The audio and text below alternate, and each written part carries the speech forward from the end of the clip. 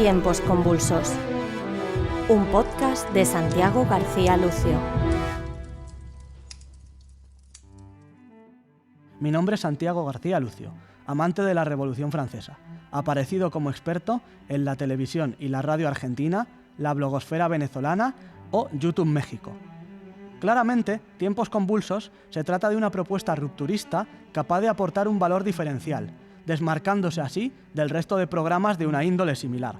Los colegios, las universidades, ofrecen una hoja de ruta, llamada selectividad. Claro que en esa selectividad lo que se está haciendo es conseguir que el alumno vomite una información sobre un folio. Eso básicamente, convulsos y convulsas, no es aprender, es vomitar información, que es muy distinto. ¿Por qué la Revolución Francesa? ¿Cómo hemos llegado a esto? ¿Por qué no Grecia? ¿Por qué no Roma? ¿Por qué no cualquier otro evento histórico? La Revolución Francesa es el acontecimiento más importante de la historia occidental. Hay avances, como la Revolución Industrial, el capitalismo, pero en lo que se refiere a acontecimientos no se me ocurre ninguno más importante. Jacques Censer, profesor de la Universidad George Mason. Vemos ahora los 5 personajes más relevantes de la Revolución Francesa. Robespierre, básicamente, fue vital para la revolución, instaurando, por sus propios medios, el régimen del terror. Damos aquí un dato curioso. ¿Sabíais, convulsos y convulsas, que Robespierre solamente tiene erigida a su nombre una única estatua? Dicha estatua se encuentra en Rusia y está hecha, como no podía ser de otra manera, con cemento, único material con el que por entonces se contaba en la Rusia comunista. Vamos ahora con Luis XVI, al que hemos elegido por ser el último representante de la estirpe real francesa, cuyo nombre, por esta misma causa, quedará grabado para siempre en la historia de Francia con letras de oro. El tercer personaje, Jean-Paul Marat, ha sido elegido por llegar a convertirse en la voz del pueblo, gracias a su periódico, L'Amique du Peuple. Más adelante, cuando Charlotte Corday lo asesine, acabando con su vida, terminará por convertirse en una suerte de dios para su pueblo. Charlotte Corday, cuarto personaje. Esta humilde caentina pasará a la historia por haber acabado con la vida de Jean-Paul Marat, la voz del pueblo francés. Y por último, quinto personaje, Olympe de Gouges, cuyo nombre real era Marie Gouges, pasará a la historia por ser la primera feminista de la historia de Francia. Vamos a pasar ahora a hablar de las causas de la Revolución Francesa, el tema de nuestro primer programa. La primera va a ser Luis XV y la Guerra de la Independencia norteamericana. La segunda, una explosión demográfica sin precedentes.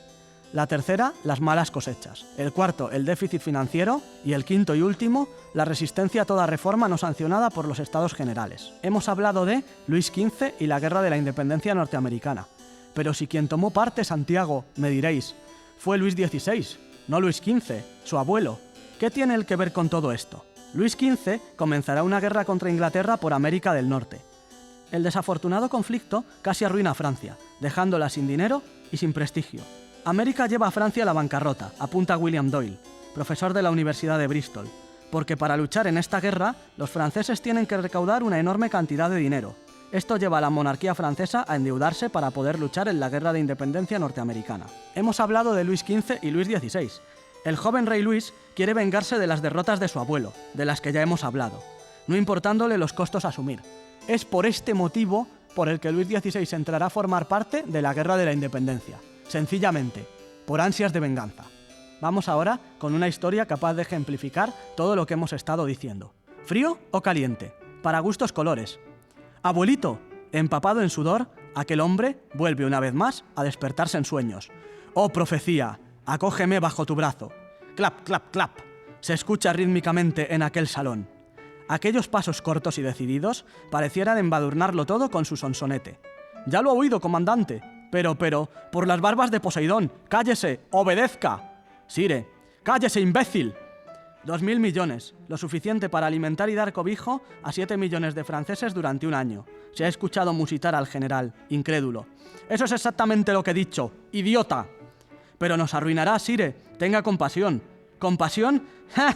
¿Acaso alguien la tuvo de mi abuelo? ¿La tuvieron acaso esos bastardos ingleses, imbécil? Cállese y dé la orden. En los ojos de aquel puede observarse una locura desquiciada, febril. Hágalo, o le degrado. Será esta inversión, y no otra, la que marcará el inicio de un colapso económico en Francia. Vamos ahora con el punto segundo. Crisis demográfica sin precedentes. En el siglo XVIII, la población de Francia aumentó de 20 a 26 millones, tras haber crecido solo 1 millón en los 2 siglos anteriores. Os lo podéis imaginar convulsos. En 2 siglos ha crecido 1 millón. Pero es que en ese mismo siglo aumenta exponencialmente, de 20 a 26 millones. Un aumento de 6 millones de personas, cuando en los 2 siglos anteriores solo había crecido 1 millón. Una sexta parte en 2 siglos. Y de repente, en menos de 1, aumenta 6 millones.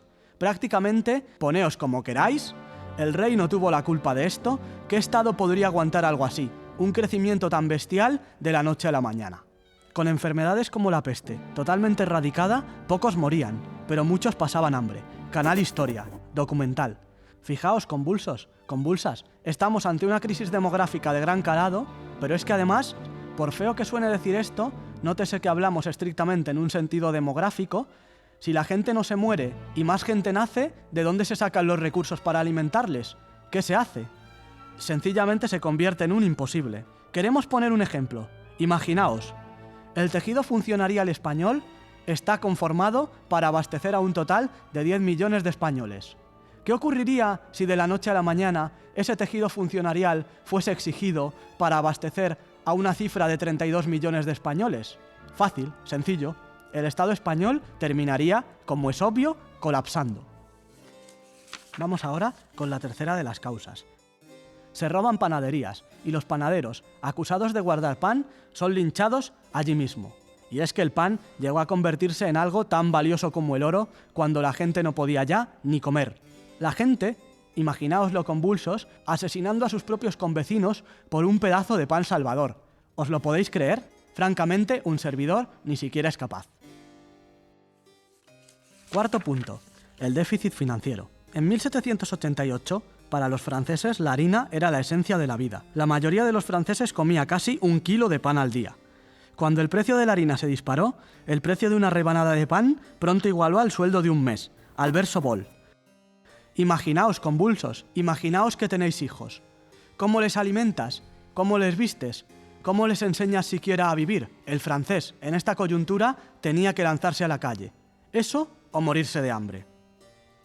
El mejor ejemplo de este déficit financiero del que estamos hablando nos lo encontramos en el libro Una princesa en Berlín, escrito por R.G. Solmsen, ambientado en el Berlín de 1922, donde se narra con precisión este déficit financiero en la Alemania de aquel tiempo. Uno de los ejemplos que pone, por ejemplo, es el de 2 personajes subiéndose inocentemente a un taxi. Pongamos que el recorrido vale X. Para cuando han llegado a destino, ese taxi ya no vale X, sino 4X. Otro ejemplo es el siguiente. 4 personas se sientan en torno a una mesa. Van a pedir la carta. El pescado. Un pescado que vale W. Para cuando han terminado de cenar, piden la cuenta. ¿Cuál no será su sorpresa al ver que el pescado ha pasado a valer 13W, 13 veces el precio inicial? Evidentemente, esto no había alemán que pudiese pagarlo. Todo ello apenas en lo que se tarda en conducir de un punto A a un punto B, o en su defecto, en pedir y consumir una cena. Decidme, ¿no os parece una auténtica locura? Quinto y último punto. Creciente resistencia a toda reforma no sancionada por los estados generales. Mucha gente pensaba que era muy injusto que este tercer estado, que era la mayoría de la población, tuviese solo 1/3 de los diputados. Consideraban injusto que el Parlamento tuviese 3 cámaras, y que las 2 cámaras, la de la nobleza y la del clero, pudiesen siempre anular la votación de la plebe. David Bell, profesor de la Universidad Johns Hopkins. Se genera así un obstruccionismo ad infinitum, haciendo imposible el medre para la clase del tercer estado o campesinado. En síntesis, que Francia se vio azotada por muy diversas causas, las cuales, en su conjunto, dan origen a la Revolución Francesa. Llegamos, con esto, ahora sí, al final de nuestro programa, habiéndonos dedicado a estudiar las causas primeras que orquestasen la Revolución Francesa. Vamos ahora con nuestra frase, la cita de aquí, de Tiempos Convulsos, nuestro aporte. Cito textualmente. La mayoría de manuales olvidan 2 causas fundamentales, el coste de la Guerra Civil norteamericana y una crisis demográfica sin precedentes. Santiago García Lucio, Tiempos Convulsos. Lo bueno se hace esperar, canta el refrán, porque como suele decirse, esto no es un hasta siempre, sino, de todo corazón lo esperamos, un hasta la próxima. Hasta el próximo programa, Convulsos.